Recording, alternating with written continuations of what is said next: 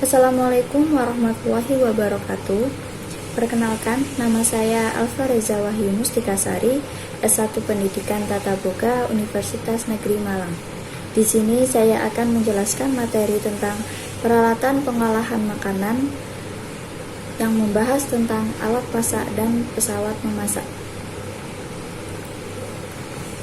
Nah, yang pertama ada pengertian peralatan pengolahan makanan.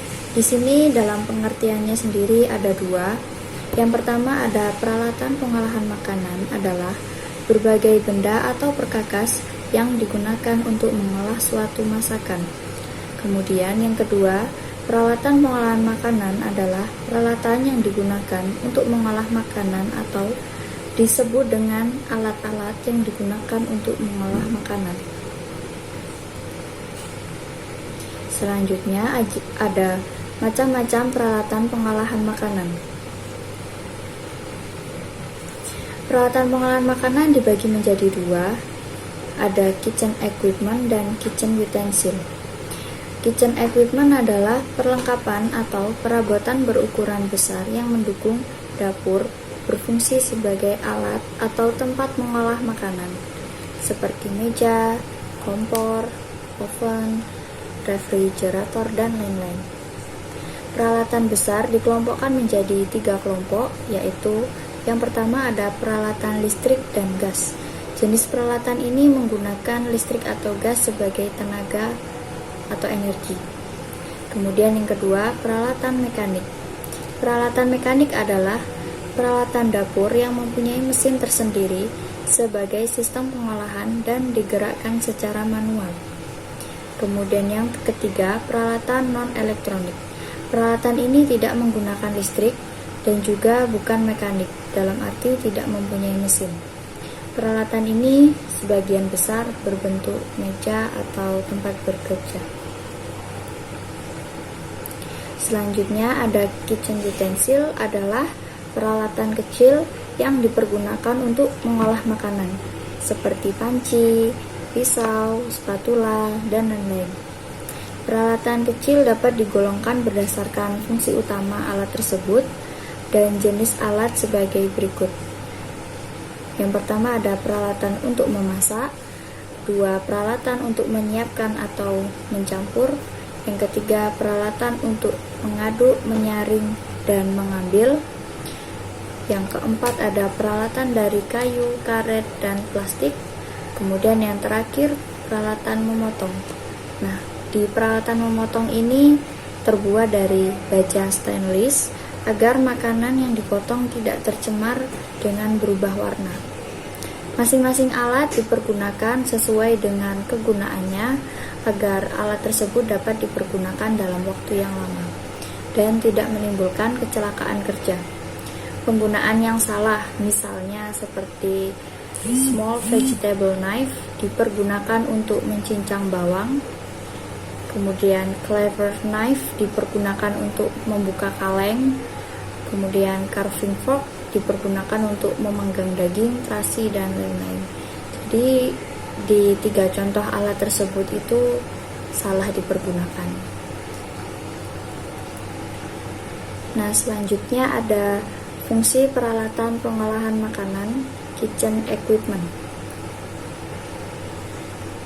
Yang pertama ada peralatan listrik dan gas. Sebagai contoh, egg boiler, yaitu perebus telur.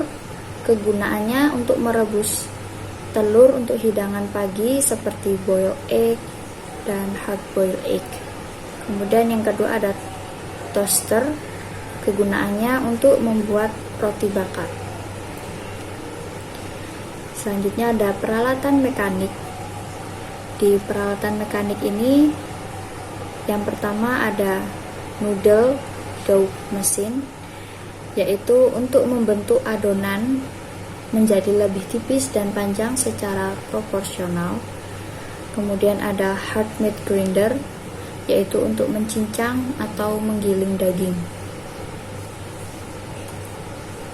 Kemudian peralatan non-elektronik yang pertama ada sink.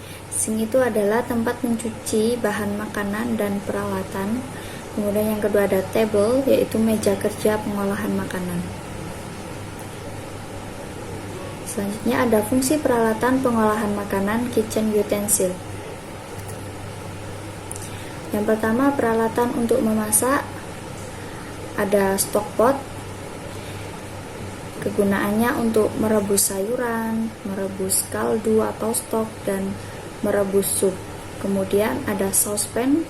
Saucepan kegunaannya untuk memasak saus dalam jumlah sedikit, merebus makanan dalam jumlah sedikit, dan untuk menumis makanan. Kemudian ada peralatan untuk menyiapkan atau mencampur. Yang pertama ada colander. Colander itu fungsinya untuk meniriskan sayuran baik yang telah direbus ataupun setelah dicuci. Kemudian ada mixing bowl. Mixing bowl itu untuk mencampur makanan seperti salad dan makanan lain. Kemudian ada peralatan untuk mengaduk, menyaring, dan mengambil. Yang pertama ada ladle. Ladle itu fungsinya untuk menyendok atau mengambil cairan seperti kaldu, sup, saus, dan lain-lain. Kemudian conical strainer, fungsinya untuk menyaring kaldu, sup, dan saus, menyaring minyak goreng, dan menyaring makanan yang direbus. Kemudian ada peralatan memotong. Yang pertama ada cleaver knife. Cleaver knife ini gunanya untuk memotong tulang dan mencincang daging. Kemudian ada bread knife atau slicing knife. Fungsinya untuk mengiris roti atau mengiris daging matang seperti roast beef. Dan ini yang terakhir, fungsi dari peralatan dari kayu, plastik, dan karet. Sebagai contoh ada cutting board yang dari kayu. Fungsinya alas untuk memotong dan mencincang bahan makanan. Kemudian ada rubber spatula. Fungsinya untuk menuntaskan pengambilan saus atau bahan cair dari tempat pencampuran. Kemudian juga bisa untuk mencampur adonan dan bumbu-bumbu makanan. Nah, selanjutnya ada cara peralatan pengolahan makanan. Yang pertama scraping. Scraping itu memisahkan segala kotoran dan sisa-sisa makanan yang terdapat pada peralatan yang akan dicuci, seperti sisa makanan di atas piring, sendok, panci, dan lain-lain. Kemudian yang kedua ada flashing dan soaking. Flashing itu mengguyur air di atas peralatan yang akan dicuci sehingga bersih dari noda sisa seluruh permukaan peralatan. Kemudian perendaman atau soaking dimaksudkan untuk memberi kesempatan peresapan air ke dalam sisa makanan yang menempel atau mengeras sehingga menjadi mudah untuk dibersihkan atau terlepas dari permukaan alat. Waktu perendaman tergantung dari kondisi peralatan. Penggunaan perendaman dengan air panas dengan suhu 60 derajat Celcius akan lebih cepat daripada air dingin. Minimal waktu perendaman adalah 30-60 menit. Nah, selanjutnya washing, yaitu mencuci peralatan dengan cara menggosok dan melarutkan sisa makanan dengan zat pencuci seperti deterjen cair atau bubuk yang mudah larut dalam air sehingga sedikit kemungkinan membekas pada alat yang dicuci. Pada tahap ini dapat digunakan sabut, tapas, atau zat penghilang bau yang dipergunakan seperti abu gosok, arang, atau air jeruk nipis. Penggunaan sabun biasa sebaiknya harus dihindari karena sabun biasa tidak dapat melarutkan lemak. Akibatnya pembersihan lemak tidak sempurna dan kemungkinan bau. Sabun biasa agak sulit larut dalam air dan bila menempel di peralatan akan menimbulkan bekas atau noda bila peralatan sudah kering. Pada tahap penggosokan ini perlu diperhatikan bagian-bagian peralatan yang perlu dibersihkan lebih cermat, yaitu yang pertama bagian peralatan yang terkena makanan seperti permukaan tempat makanan. Yang kedua, bagian peralatan yang kontak dengan tubuh seperti bibir gelas dan ujung sendok. Yang ketiga, ada bagian yang tidak rata seperti bergerigi, berukir, dan berpori. Kemudian ada rinsing, yaitu mencuci peralatan yang telah digosok deterjen sampai bersih dengan cara dibilas dengan air bersih. Pada tahap ini penggunaan air harus banyak, mengalir, dan selalu bertukar. Setiap alat yang dibersihkan dibilas dengan cara menggosok-gosok dengan tangan atau sampai terasa kesat, tidak licin. Pembilasan sebaiknya dilakukan dengan air bertekanan yang cukup sehingga dapat melarutkan sisa kotoran atau sisa bahan pencuci. Tekanan air yang digunakan dianjurkan dengan tekanan 15 PSI, yaitu pound per square inches, atau tekanan air yang digunakan sama dengan 1,2 kg per cm persegi. Yang terakhir, toweling, yaitu mengeringkan dengan menggunakan kain atau handuk dengan maksud menghilangkan sisa-sisa kotoran yang mungkin masih menempel dari proses pencucian, seperti noda deterjen dan noda klor. Apabila proses pencucian berlangsung dengan baik, maka noda-noda tersebut tidak akan membekas. Noda bisa terjadi pada mesin pencuci yang sistem desinfeksinya kurang tepat.